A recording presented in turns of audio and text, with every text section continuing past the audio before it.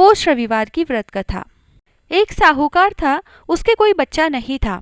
एक दिन वह सुबह के समय घर से बाहर गया तो उसने देखा कि एक किसान खेत में दाना डालने जा रहा था। साहूकार को देखते ही वह वापस लौट गया और बोला कि आज तो शगुन अच्छा नहीं हुआ। जब साहूकार ने यह सुना तो वह उदास हो गया। तो घर आने पर उसकी पत्नी ने पूछा कि आज क्या बात है, उदास क्यों हो? तब साहूकार ने सारी बात बताई तो पत्नी बोली कि आज जब चिड़ियाएं भी आई तो वे बोली जब इस घर में बच्चे ही नहीं हैं तो दाना कहाँ से मिलेगा, और कहकर उड़ गई।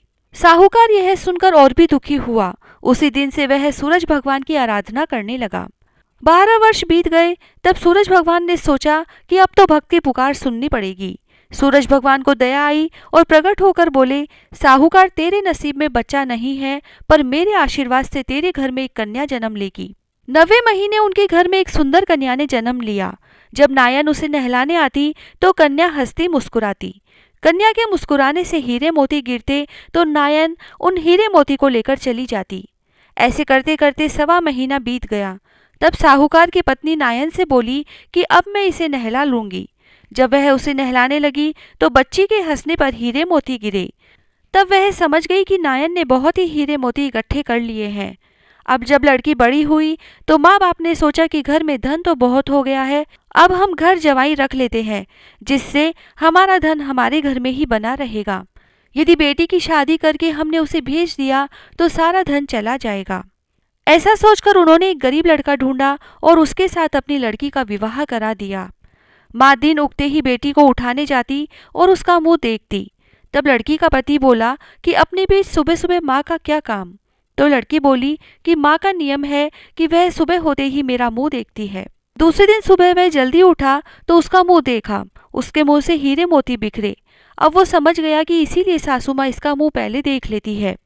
थोड़ी देर बाद लड़की की माँ आई तो हीरे मोती नहीं मिले तो माँ समझ गई कि जवाई को पता चल गया है।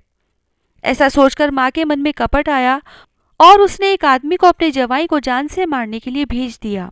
आदमी ने जवाई को मार दिया और उसका सिर सासू को लाकर दे दिया। सूरज भगवान ने देखा कि हमारी दी हुई कन्या का पति मार दिया गया है, तो सूरज भगवान मनुष्य रूप में भिक्षा मांगने आए और उस कन्या के पति का सिर साथ ले आए। उन्होंने उसके अंग जोड़कर अमृत का छींटा दिया। तब उसका पति उठकर बैठ गया। घर गया तो बेटी ने पूछा कि पोष रविवार व्रत का मेरा नियम है कि दिन अस्त हुए के बाद मैं खाना नहीं खाती, तो फिर आप इतनी देर से क्यों आए? तो वह बोला कि मुझे मारने के लिए तेरी माँ ने आदमी भेजा था और सारी कहानी बता दी। तब बेटी बोली कि अब हम यहाँ नहीं रहेंगे, जो माँ मेरा सुहाग छीन ले वह किस काम की। बेटी अपने पति के साथ अलग घर में रहने लगी।